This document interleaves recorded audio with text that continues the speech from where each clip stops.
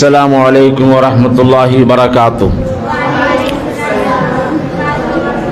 الحمد للہ وکفا وسلام علی عبادہ الذین اصطفى، اما بعد فاعوذ باللہ من الشیطان الرجیم،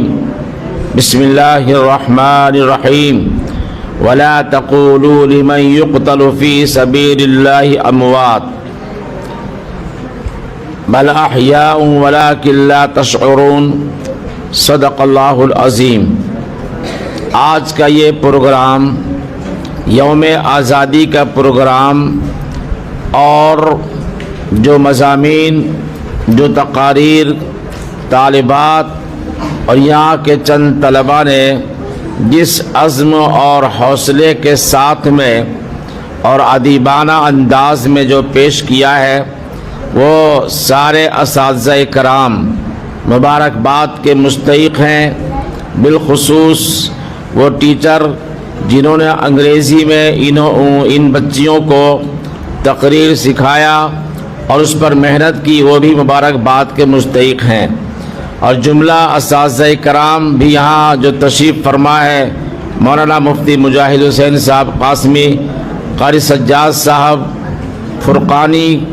اور دیگر اساتذہ کرام، بالخصوص جناب مفتی غلام رسول صاحب قاسمی، جو اس ادارے کے روح رواں ہیں، جنہوں نے پوری قوت اور جانفشانی کے ساتھ میں اس ادارے کو تعمیری تعلیمی ترقی کے لیے اپنی زندگی کا یہ حصہ جو صرف کیا ہے، انشاءاللہ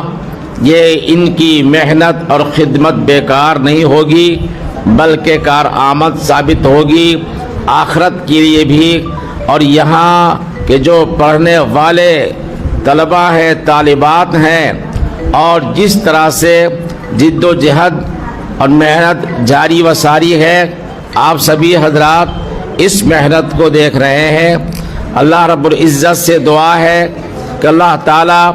اس ادارے کو مزید ترقیات کی دولت سے مالا مال فرمائے اور تمام شرور و فتن سے اس ادارے کی حفاظت فرمائے۔ میرے پیارے بچوں اور دوستوں اور بزرگوں، ہندوستان کو آزاد کرانے کے لیے سب سے پہلے جنہوں نے کوشش کی اور جنہوں نے میدان میں اپنا قدم رکھا، وہ انہی مدارس سے فارغ ہونے والے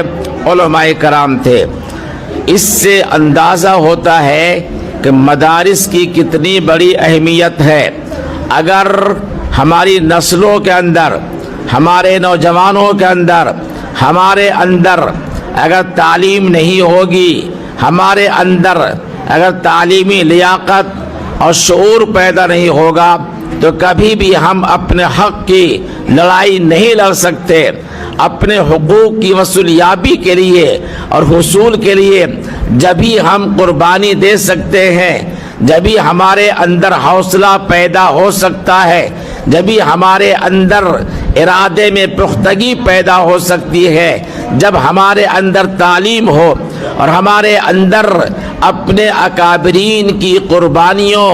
اور ہمارے اندر وہ چیز راسخ اور پیوست ہو جو ایمان کو مضبوط کرنے والی چیز ہے۔ ایمان کو مضبوط کرنے والی چیز قرآن کی تعلیم ہے، قرآن کی تفسیر ہے۔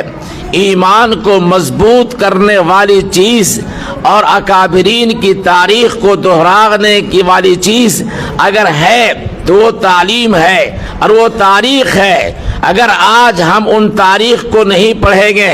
اگر ہم مطالعہ نہیں کریں گے، تو کبھی بھی ہم اپنے اندر وہ حوصلہ پیدا نہیں کر سکتے۔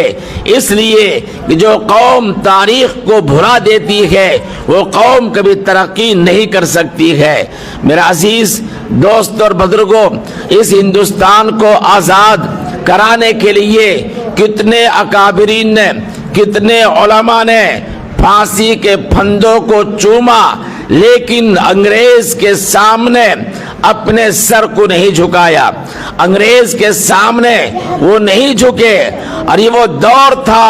کہ مسلمان نہتے تھے उलमा इकराम निहत्ते थे। अंग्रेजों के पास में ताकत थी, कुव्वत थी, अंग्रेजों के पास में सारे वसाइल थे, अंग्रेजों के पास में सारे असबाब थे, अंग्रेजों ने सब कुछ किया, जुल्म की इंतहा कर दी, लेकिन उलमा इकराम ने ये काम किया और ये फैसला लिया कि हम गुलामी की जंजीरों में नहीं जकड़ेंगे, हम गुलामी की जिंदगी नहीं गुजारेंगे, बल्कि हम आजादी के साथ अपनी जिंदगी को हम गुजारेंगे। इसलिए आजादी ईमान की आजादी चाहिए, आजादी अकीदे की आजादी चाहिए, अखलाक की आजादी चाहिए और दस्तूर की आजादी चाहिए, सियासत की आजादी चाहिए। इस अज़्म और हौसले को लेकर के शाह वलीउल्लाह मुहद्दिस देहलवी रहमतुल्लाह अलैह, शाह अब्दुल अजीज मुहद्दिस देहलवी रहमतुल्लाह अलैह,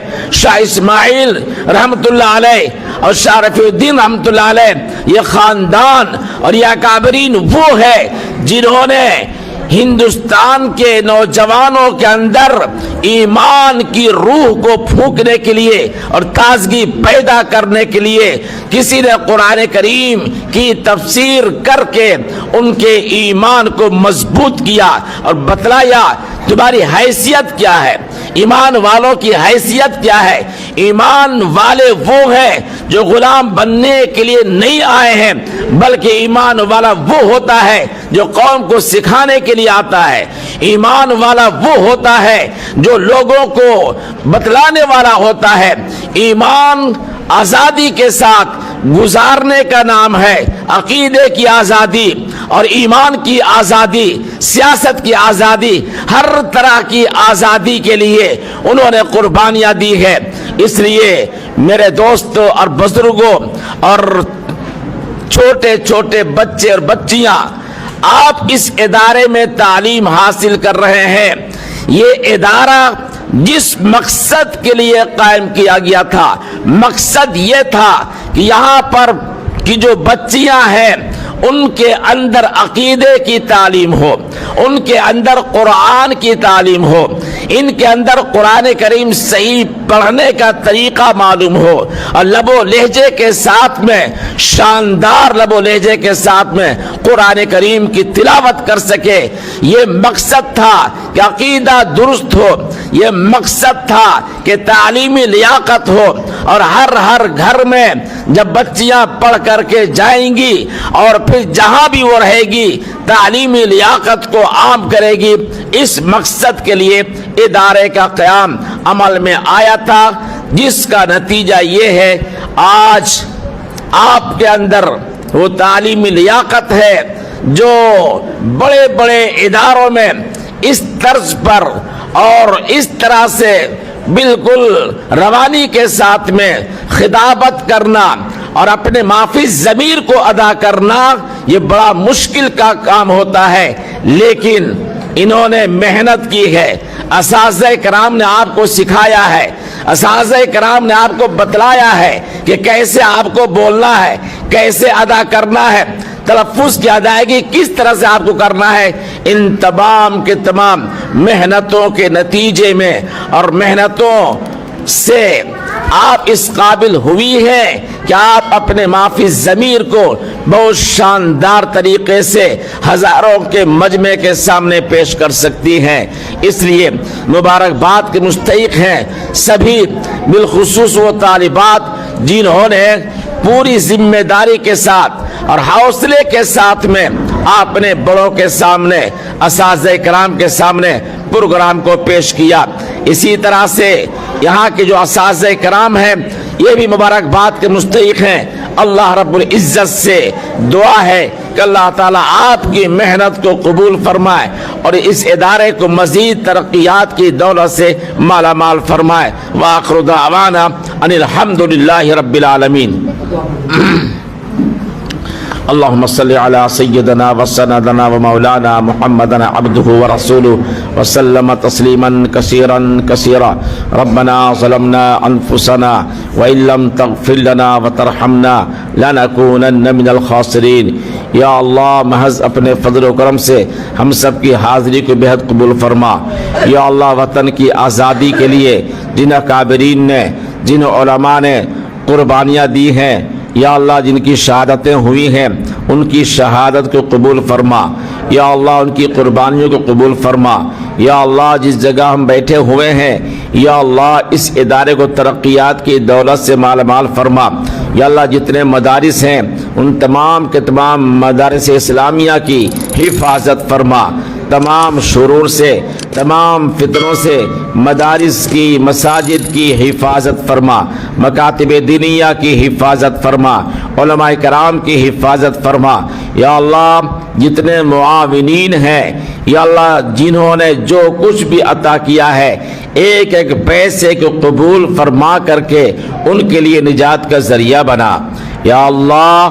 اللہ جو بیمار ہیں انہیں شفاء کلی عطا فرما بالخصوص محبوب بھائی یا اللہ جو پریشان حال رہتے ہیں کسی وقت میں یا بیمار ہیں یا اللہ انہیں بھی شفاء کلی عطا فرما صحت مستمرہ دائمہ عطا فرما یا اور ہمارے احباب جو ہسپتالوں میں زیر علاج ہیں انہیں بھی شفاء کلی عطا فرما یا اللہ محض اپنے فضل و کرم سے